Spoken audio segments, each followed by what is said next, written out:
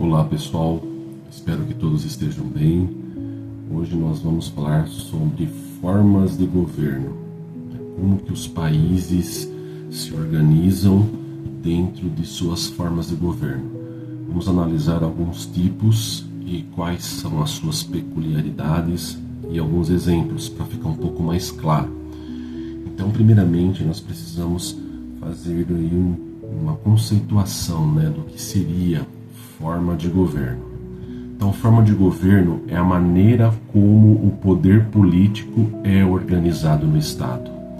Então, o Estado constituído, ele tem o seu governo como uma das características, como nós já falamos em uma das nossas aulas. Então, é a forma como ele vai controlar administrativa e juridicamente todo aquele território, todo aquele Estado. Então, é a forma como ele vai fazer essa tutela, essa governança estatal. Então, define quem governa e como governa.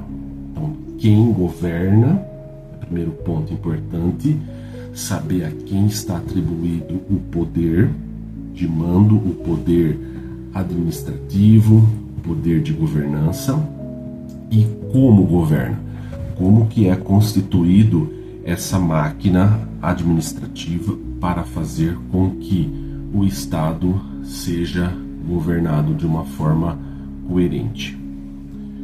No Brasil, o povo escolhe os seus governantes. Então, aqui no Brasil, nós temos a tradição do voto universal e obrigatório. A Constituição Federal de 1988, ela garante isso aos cidadãos brasileiros. Então, nós representamos os cidadãos brasileiros e elegemos os nossos representantes na linha de governo. Então, nós votamos para prefeito, vereadores, governadores, deputados estaduais, deputados federais, presidente da República. Então, nós temos essa faculdade. Então, e por conta dessa questão de nós escolhermos os governantes, nós vivemos em uma república. Então, tanto que o nome oficial do Brasil é República Federativa do Brasil. Federativa porque ela une todos os Estados-membros e com um governo central. Os Estados-membros, eles têm sua autonomia, eles não são totalmente vinculados ao governo central, mas eles precisam estar juntos, aliados. Isso que é federação. Então, isso faz com que o Brasil tenha essa característica de uma federação, República Federativa do Brasil. Como que se originou, o tema forma de governo? Inicialmente, ele foi proposto por Aristóteles, na Grécia. Aristóteles, como todos já bem sabemos, era um grande estudioso, um grande filósofo grego, e ele pensou nesse tema, forma de governo.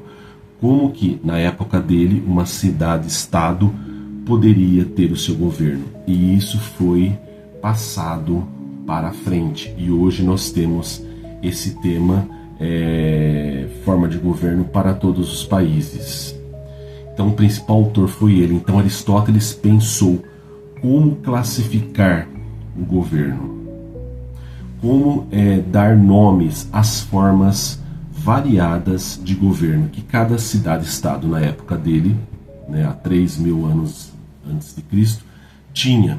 Então, como que nós conseguiríamos vislumbrar as formas de governo? Então, primeiro ponto, o número de governantes. Quem seriam essas pessoas investidas desse poder? Quem seriam esses representantes que estariam aptos, chancelados pelos cidadãos, a representá-los, a governá-los? Então, isso é um ponto fundamental que Aristóteles levantou à época, o número de governantes. E a finalidade. Qual que é a finalidade do governo? A finalidade do governo é para o bem comum ou para o interesse próprio. Na Grécia Antiga, não se imaginava o governo para o interesse próprio. Os cidadãos gregos, eles eram muito evoluídos, então a política ela estava ligada ao bem-estar coletivo. Não existia a premissa, a ideia de que alguém poderia galgar cargos políticos para ter enriquecimento, para se beneficiar. Então, geralmente, os representantes daquela época não ganhavam absolutamente nada. Eles faziam por mera liberalidade, por mera representatividade. Não existia esse caráter do enriquecimento por conta da política, como hoje nós vemos, né? Hoje a política ela ainda é investida dessa roupagem, né, do bem-estar coletivo, mas existe questões capitalistas envolvidas nessa questão. Então muitos políticos acabam fazendo carreira, né, enriquecendo às custas da política. Então a pergunta que se faz é o bem comum ou o interesse próprio? E Aristóteles pensou nessa temática. E ainda assim ele fez uma classificação de como poderia ser essas formas de governo. Então ele cita as formas de governo monarquia, onde ele colocou na monarquia apenas governa. Na monarquia existe apenas a figura central de um representante. Então aí nós temos o início, né, do pensamento sobre o que seria a monarquia. Aquela forma de governo onde somente governa. Existe também o pensamento da aristocracia. Na aristocracia, poucos governam. E essa aristocracia, ela é composta por uma elite, um grupo de pessoas delimitado, um grupo de pessoas pequeno, representando a aristocracia. Então, quem são os aristocratas? Quando a gente fala, né, ou tenta mencionar a aristocracia, né, são um pequeno número de pessoas que detêm o poder político, econômico e social. E na Grécia existia essa questão também. Então, um governo de aristocratas quer dizer que é um governo onde existe aí a participação de poucos governando. E geralmente esses poucos são aqueles que detêm o poder econômico. E aí acaba formando um governo exclusivamente da elite. A outra forma que ele pensou foi a democracia, né? A democracia seria onde muitos governam, onde muitas pessoas governam. Então esse princípio democrático ele vai estar abarcado na ideia de que quando você divide o poder com outras pessoas, você consegue ter um atingimento melhor das necessidades coletivas, onde a maioria participa. Então a questão da democracia que foi trazida ali da Grécia, né, para a nossa atualidade, onde hoje nós vivemos um processo democrático, é aquela ideia de que todo e qualquer cidadão tem suas prerrogativas, tem seus direitos, tem seus deveres, e ele tem e vivencia a democracia, podendo inclusive participar dos processos eleitorais, se assim quiser. Sendo candidato, eu digo. Então, existe aí esse princípio. Então, nós temos três, né? A monarquia, para Aristóteles, onde o governo está nas mãos de um único representante. Nós temos a aristocracia, que é um grupo pequeno de pessoas que governam. E nós temos a democracia, que é o contrário, né? Onde muitas pessoas aí compartilhando do poder. O Brasil é um país democrático, porque aqui nós temos a figura dos governantes em vários blocos, né? Nós temos os governos estaduais, representados pelos governadores de estado, nós temos os governos municipais, representados pelos prefeitos municipais, nós temos o governo federal representado pelo presidente da República, isso a nível de poder executivo. E ainda nós temos o poder legislativo, que é o poder que cria as leis. A nível federal, nós temos o Congresso Nacional, que é bicameral, representado aí pela Câmara dos Deputados e pelo Senado Federal. A nível estadual, vamos pegar o caso do nosso estado de São Paulo, nós temos a Assembleia Legislativa de São Paulo.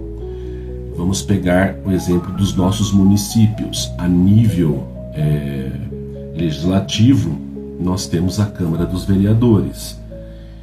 Ainda assim, temos o Poder Judiciário, que a nível federal é representado pelo Supremo Tribunal Federal.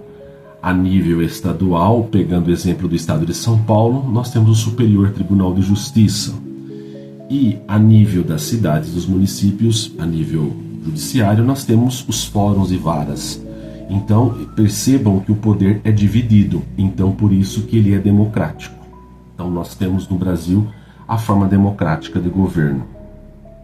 Ainda segundo Aristóteles, podem haver desvios nessas formas de governo. Desvios que ele chama de formas ruins de governo, que são a parte negativa, que é aquilo que vai gerar uma negatividade e talvez ali um custo muito alto para a sociedade. Ele dá o exemplo da tirania. A tirania é o abuso do poder individual. Quem é o tirano? Existiam muitos tiranos no passado, na Idade Média, principalmente com os reis absolutistas, que enfeixavam em suas mãos todo o poder. Então eles eram tiranos. Além de absolutistas, evidentemente, eles tinham aí uma característica de tirania, que é o exercício arbitrário do próprio poder individual. Ele não divide o poder com ninguém e governa despoticamente. Então ele governa com mão de ferro. Esse é o tirano, passando por cima de quaisquer direitos que os outros cidadãos teriam ou têm. Então o tirano, ele abusa do poder. Então, segundo Aristóteles, é uma forma ruim de governo, a tirania. Ele também chama de negativo, de uma forma de governo ruim, a oligarquia. A oligarquia é onde a elite governa. É onde um pequeno número de pessoas governam. Existiam muitas oligarquias no passado brasileiro, na época do fim do Segundo Império, início da República. Muitas famílias aristocráticas, muitas famílias locais em municípios que eram consideradas famílias oligárquicas, porque elas governavam a cidade, elas ditavam as regras para a cidade, influenciando em todo e qualquer segmento. Existiam as leis, mas elas eram muito, vamos assim dizer, desobedecidas, não atendidas, não executadas, porque essa oligarquia, pertencente a um número restrito de pessoas, dominavam. Então a oligarquia é onde essa elite governa. Era a época dos coronéis. Os coronéis, os fazendeiros, os barões do café. Então esses que herdaram ali, transição entre monarquia e república, acabaram herdando grandes fortunas, eles dominavam essas áreas. E essas áreas eram áreas muito importantes, porque dali sairiam candidatos para o governo do estado e etc. Então, formava-se uma oligarquia. E ainda existe, segundo Aristóteles, a demagogia. A demagogia é a manipulação que o governante, a pessoa investida do governo, ela tem sobre a população, sobre o povo. É uma forma negativa onde ele vai manipular as pessoas. Essa manipulação é feita de uma forma sorrateira, de uma forma muito imperceptível muitas vezes. Ele se utiliza de um discurso embromatório, ele se utiliza de exemplos de atitudes ou de atos que ele fez positivamente e acaba fazendo uma propaganda em cima de algo que ele quer que aconteça. Então é a manipulação, né? Demagogia. Ser demagogo é tentar se manipular, né, as pessoas. Então, exemplo claro dessa forma são os regimes autoritários, que alguns países ainda têm. São os regimes populistas. Então, esses tipos de regimes, esses regimes autoritários e populares, eles têm essa característica da tirania, né? O governo é exercido abusadamente por uma única pessoa. Nós temos a oligarquia, que é uma elite governando para si, e o tirano, ele sai dessa oligarquia, ele é o representante máximo dessa oligarquia. E a demagogia, que o tirano e os seus comparsas aí, vamos assim dizer, eles vão exercer sobre a população, sobre o povo, fazendo essa manipulação. Hoje, na atualidade, quais são as formas de governo que nós podemos destacar? Muito brevemente. Nós temos a monarquia, né? A monarquia, que é a primeira forma de governo na atualidade, onde o poder ele é hereditário. Na monarquia, o poder passa de pai para filho, de geração para geração. Existem famílias que se perpetuam hoje no poder a nível monarquia durante muito tempo. Então existe a figura ali do rei ou da rainha como chefe de Estado. Então, na monarquia não existe presidente da república. Na monarquia existe a figura equivalente, digamos assim, ao rei ou à rainha. Ainda em alguns países, nós temos comparativamente ao mesmo nível, né? Nós temos aí a figura do imperador. Imperador e rei a nível igual. Vou dar alguns exemplos. Na Inglaterra, que talvez seja o que nós mais conhecemos, porque a família real inglesa ela está sempre na mídia, né? E talvez seja uma das mais famosas famílias de monarquia que nós temos. A família Windsor, que governa a Inglaterra há praticamente 1000 anos, hoje na figura do rei Charles III. E nós temos a nível de imperador, como eu falei para vocês, o imperador do Japão. O Japão ele é chamado, né, o nome oficial do Japão é Império do Sol Nascente. E sendo o império, quem governa é o imperador, como se fosse um rei, hoje, atualmente. Então nós temos essas figuras que são sinônimas, rei, imperador, né? Temos também ali no Oriente Médio, Brunei, né, que é um pequeno país asiático, e nós temos ali a figura do sultão de Brunei, né, que seria o líder de Brunei, sultão, rei, imperador. Então essas são representatividades de monarquia a nível hereditário, porque passa de geração para geração. Tipos, né? Tipos de monarquia. No passado, nós tínhamos a monarquia absoluta. A monarquia absoluta era aquela onde o poder ficava nas mãos totalmente do monarca, do rei ou da rainha ou do imperador. Ele não tinha nenhuma participação de outras esferas administrativas. Ele exercia o poder de mando total e absoluto. Então era uma monarquia absoluta. Hoje, atualmente, não existem monarquias absolutas, mas lá na Idade Média, né, nós podemos entre século V e século XV, os reis eles exerciam a monarquia absoluta. Hoje, as monarquias que existem, como eu citei a Inglaterra, como eu citei o Japão, além desses nós temos a Bélgica, a Holanda, né, a Suécia, que são países que são governados por reis ou rainhas.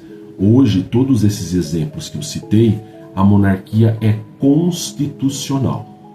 Existe a figura do monarca, mas ele é atrelado à Constituição do país, ou seja, ele não pode fazer o que ele quer. Ele tem que representar e defender a Constituição, que é o conjunto de leis que existem em cada país. Da mesma forma que nós temos a nossa Constituição de 1988, esses países também têm as suas. E todo ordenamento jurídico ele deriva daquele código, daquele conjunto compilado de leis.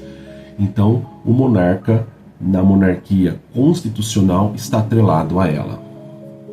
Além da monarquia, nós temos ainda hoje a república, que é o caso do Brasil, né? O Brasil é um país republicano desde 1889.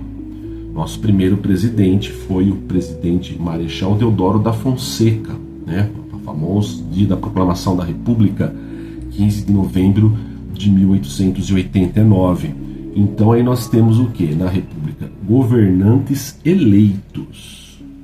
Eles têm que serem empossados, colocados ali pelo povo, pela representatividade do povo. E é um governo temporário, ele tem um início e um fim. Geralmente são 4 anos, prorrogáveis por mais 4, no caso da reeleição. E no caso de senadores, são 8 anos. Terminado esse período, precisa sair e dar oportunidade para outros. Então são governantes eleitos e o mandato com tempo definido. Não é como na monarquia, que é passado de pai para filho. Não, ele é passado, ele é renovado de eleição em eleição. Quais são os princípios da República, né, que nós podemos destacar? O princípio da eletividade. As pessoas precisam ser eleitas, precisam ser votadas. Todo cidadão, em teoria, tem condições de ter a eletividade, de ser um representante, ali atendendo aos requisitos legais para que seja um candidato. Então, mas ele tem essa característica de eletividade. Uma outra característica da República é a temporariedade, ou seja, existe o início e o fim, né? A temporariedade. Temporariedade aqui tendo a ver com a questão do tempo. Começa hoje e termina daqui 4 anos, por exemplo. A responsabilidade. Sim, o político, a pessoa que vai ser candidata, ela precisa ter um nível de responsabilidade, porque ele vai entrar naquilo que nós falamos no início, que os gregos já tinham, que era a intenção para o bem comum, para o bem coletivo. Então, isso é uma responsabilidade. Você governar, você administrar, pensando no coletivo, e não pensando somente em você. Então isso redunda numa responsabilidade. Partindo um pouco para frente, vamos ver a diferença, né, que existe. Se houvesse uma pergunta, quais são as diferenças entre formas de governo que nós estudamos? Forma de governo, a monarquia e a república. A monarquia, né, o poder passa de geração para geração. E a república existe o caráter da eletividade. No sistema de governo, existem 2 formas dentro desse princípio. Sistemas de governo. Nós temos o presidencialismo. Né? No presidencialismo, o que acontece? É eleito um presidente da república, que é o chefe de Estado e de governo. Então o presidente, ele geralmente enfecha essas 2 atividades, né? Chefe de Estado e chefe de governo. E nós temos o parlamentarismo. No parlamentarismo existe aí a figura do primeiro-ministro. O primeiro-ministro é o chefe do gabinete, é o chefe dos ministros, né? Então ele vai ter aí o poder de chefe de governo. Então aí nós vamos encontrar países mais ou menos diferentes nesse aspecto. Vou pegar um exemplo do Brasil. O Brasil é um país presidencialista. A figura, o chefe de Estado e de governo, no caso do Brasil, é o presidente da República. Ele enfecha nas suas mãos chefe de Estado e chefe de governo. Chefe de Estado a nível de representatividade para o exterior. O que é um chefe de Estado? Ele vai representar o país no exterior. Ele vai falar em nome do país para a comunidade internacional. Ele vai levar o nome do país para fora na ratificação de tratados, né, na celebração de acordos internacionais, nas visitas externas que se fazem, né? E isso é uma prerrogativa de um chefe de Estado. Então o presidente está com essa responsabilidade. Mas o presidente, no caso do Brasil e de alguns outros países semelhantes, ele tem também uma outra responsabilidade, a responsabilidade de chefe de governo. Então é ele que internamente vai praticar a governança, que vai exercer o governo internamente do país, sendo aí o representante do poder executivo, fazendo valer os ditames da Constituição, exercendo sua função. Então o presidente da República, no caso do presidencialismo, ele tem essa dupla função, chefe de Estado e chefe de governo. Mas eu dizia, um outro exemplo é a Itália, por exemplo. A Itália, hoje, ela não é monarquia. A Itália é um país que tem ali um presidente da República. Só que, ao mesmo tempo, tem a figura do primeiro-ministro. Mas pode haver um primeiro-ministro junto com o presidente da República? Sim, porque nesse caso da Itália e de alguns outros países, o presidente da República italiano, ele vai exercer somente uma função, que é o chefe de Estado. Então ele vai representar a Itália externamente, como eu disse para vocês. Já internamente, o chefe de governo, quem manda de fato é o primeiro-ministro. O primeiro-ministro, ele vai ter aí a função de chefe de governo. Então aí nós temos, né? E nós temos também a figura do parlamentarismo nas monarquias que ainda existem hoje. Todas as monarquias que existem hoje no mundo, elas são parlamentaristas. Elas têm o primeiro-ministro. Na verdade, quem governa, quem manda de fato nessas monarquias atuais são os primeiros ministros. Nós temos aí o caso típico da Inglaterra. A Inglaterra, existe o rei da Inglaterra, mas o rei da Inglaterra é o chefe de Estado só. Ele representa externamente aquele país. Mas quem manda de fato, quem tem o poder nas mãos, é o primeiro-ministro. Assim como acontece na Holanda, na Bélgica, na Suíça, no Japão. Então aí nós temos essas formas, tá? E as monarquias atuais, né? Como eu falei para vocês, alguns exemplos de monarquias atuais. Nós temos a Holanda, a Inglaterra, a Bélgica, a Suíça, o Japão, né? Onde existe aí a monarquia constitucional, que é uma monarquia limitada pela Constituição. O rei, ele não tem plenos poderes, né? Se a gente pega, por exemplo, a Inglaterra. Eu sempre falo da Inglaterra porque talvez seja o mais conhecido por nós, né? A Inglaterra. O rei da Inglaterra, ele tem conhecimento de tudo o que acontece no governo. Então, toda terça-feira, por exemplo, o primeiro-ministro inglês, ele sai de sua residência oficial e vai até o Palácio de Buckingham, em audiência com o rei Charles III, mostrar todos os projetos, todas as leis que foram votadas, aprovadas, e colocadas para serem colocadas em prática. Então, na prática, o rei da Inglaterra, ele tem acesso a todas as informações antecipadamente. Mas o protocolo manda que muito pouco o rei pode interferir nas decisões do parlamento. Porque quando o primeiro-ministro, na terça-feira, chega lá no Palácio de Buckingham, ele já leva tudo pronto, praticamente só para o rei assinar. Na prática, o rei nunca vai contrariar. Não existe mais. Por quê? É uma monarquia constitucional. essa monarquia constitucional diz assim: quem decide é o parlamento, o rei apenas aprova, com uma representatividade. Ah, professor, mas o rei em nenhum momento pode interferir?